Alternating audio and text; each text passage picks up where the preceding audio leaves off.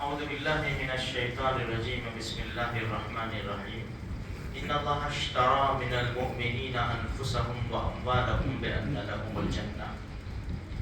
جب سے نبی کریم صلی اللہ علیہ وسلم نے مکہ کی سرزمین پر نبوت کا اعلان کیا، اسی وقت سے مسلمان ستائے جا رہے ہیں۔ اس دنیا نے بڑے غمناک دن بھی دیکھے، سب سے بڑا غم کا دن ایک ہی آیا ہے، نہ اس سے پہلے کبھی آیا نہ اس کے بعد کبھی آئے گا۔ وہ نبی کریم صلی اللہ علیہ وسلم کا دنیا سے پردہ فرمانا۔ اس کے علاوہ بہت اتار چڑھاؤ آیا ہے۔ جنگ کے میدان میں بڑے بڑے شہ سوار، بڑے بڑے جانباز حضرت حمزہ رضی اللہ تعالیٰ عنہ کی شکل میں، اور اکرمہ ابن ابی جہل کی شکل میں اپنی جانوں کا نذرانہ پیش کیا ہے۔ اور آج بھی وہ غم کے دن جاری ہے۔ یہ اس لیے میرے بھائیوں کہ اگر میرا چاہتا نا، آپ کا چاہتا نا، تو یہ آنکھوں سے آنسو کی لڑیاں کبھی نہ رکتی۔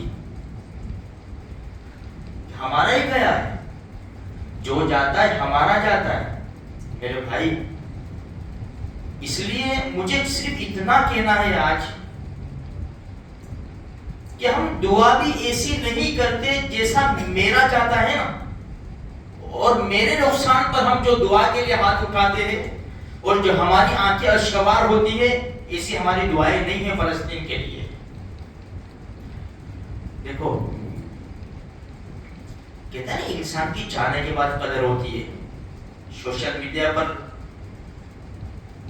جو گردش کرتے رہتے ہیں ان کو معلوم ہے کہ شیخ یحییٰ اللہ ان کی مغفرت فرمائے ہیں، اور ہم کو نعمت بدل نصیب فرمائے اللہ پاک۔ خالی دیکھو تو صحیح کیسی لہر دوڑی ہے خوشی کی ان کے اندر۔ یہ کیا شخصیت تھی، کیا شخصیت تھی۔ ایسا بھی سنا ہے کہ ان کی انگلی کاٹ کر لے گئے فنگر پرنٹ کے لیے۔ تو میں مسلم شریف کی روایت ابھی مغرب سے پہلے دیکھ رہا تھا۔ سفیان بن جندب رضی اللہ تعالیٰ عنہ فرماتے ہیں کہ اللہ کے رسول صلی اللہ علیہ وسلم کی ایک انگلی مبارک جنگ کے میدان میں زخمی ہوئی، تو اللہ کے رسول نے فرمایا تو ایک انگلی ہے، اور وہ بھی اللہ کے راستے میں ستائی گئی ہے۔ حالانکہ ہمارے نبی کے خون کے قطرے کا کروڑواں حصہ دنیا اس کا حق ادا نہیں کر سکتی، اس کی قیمت نہیں چکو سکتی۔ شیخ یحییٰ جیسے کروڑوں انسان شہید ہو جائے نا، تو بھی اس کا بدل نہیں ہو سکتا۔ میرے بھائیوں، ٹیپو سلطان کی ہسٹری آپ نے پڑھی ہوگی۔ جب شہید کر دیے گئے تب بھی انگریزوں کو شک تھا کہ زندہ نہ ہوئے۔ اپنے ہمیں معلوم نہیں کہ کیسے ہے، دشمن سب جانتا ہے۔ اس لیے میرے بھائیوں، دین برحق کو ہم ماننے والے ہیں، اور جس نے بھی اشہد ان لا الہ الا اللہ و اشہد ان محمد رسول اللہ کی گواہی دی ہے، وہ سب میرے ہیں، ہمارے ہیں۔ میری ایک انگلی کٹ جائے تو میں بے چین ہو جاتا ہوں۔ اور آج اتنا بڑا جھٹکا لگا ہے امت کو کہ ہم سے زیادہ دشمن اس کی ہسٹری جانتا ہے۔ 19 سال کا کیا جوان ہو سکتا ہے یار۔ جب ان کو جیل میں ڈالا تھا اسرائیل نے، جب ان کی 19 سال کی عمر تھی، پھر اس کے اوپر دیکھ سکتے ہیں آپ کی یہ کون سی ہستی تھی اور کیسی ہستی تھی یہ۔ میرے بھائیوں، کیا کہے، دل ٹوٹے ہوئے ہیں، جلے ہوئے ہیں جب دیکھتے، جب آنکھیں اشکبار ہو جاتی ہے کہ امت کے ایسے جانباز یکے بعد دیگر ہیں دنیا سے جا رہے ہیں۔ ہم کیا کر سکتے ہیں؟ ہم کم سے کم کچھ نہیں تو دعا تو کر سکتے ہیں نا بھائی۔ ہم کیا کہیں گے؟ دوسرا تو کچھ بھی نہیں کہہ سکتے. کم سے کم رات کی نیند قربان کر کے 2 رکعت نماز پڑھ کے اللہ کے سامنے گر گرا تو سکتے ہیں. دوسرا کیا کریں گے ہم؟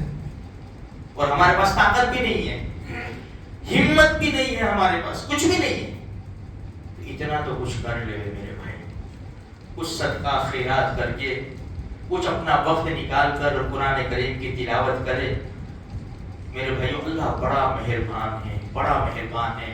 کون رونے والا ہے؟ ہمارا ایک جاتا ہے, پورا خاندان روتا ہے. وہاں لاشوں کے انبار لگ گئے ہیں, معصوم بچے, اور پتہ نہیں کیسی کیسی عجیب قسم کے حالات ہیں. اور ایسا سمجھو ہر گھر میں نے کل پتا بھائی بلینر ہے وہاں کے, لیکن آج اللہ کے نام کے اوپر بالکل سب خلاص ہو گیا, ایک ایک لقمے کے محتاج ہو گئے. پھر بھی ان کی زبان کے اوپر کیا ہے؟ حسبنا اللہ و نعم الوکیل, اس کے سوا کچھ بھی نہیں ہے. اس لیے ہم خوب دعائیں کریں, اللہ سے خوب دعائیں کریں.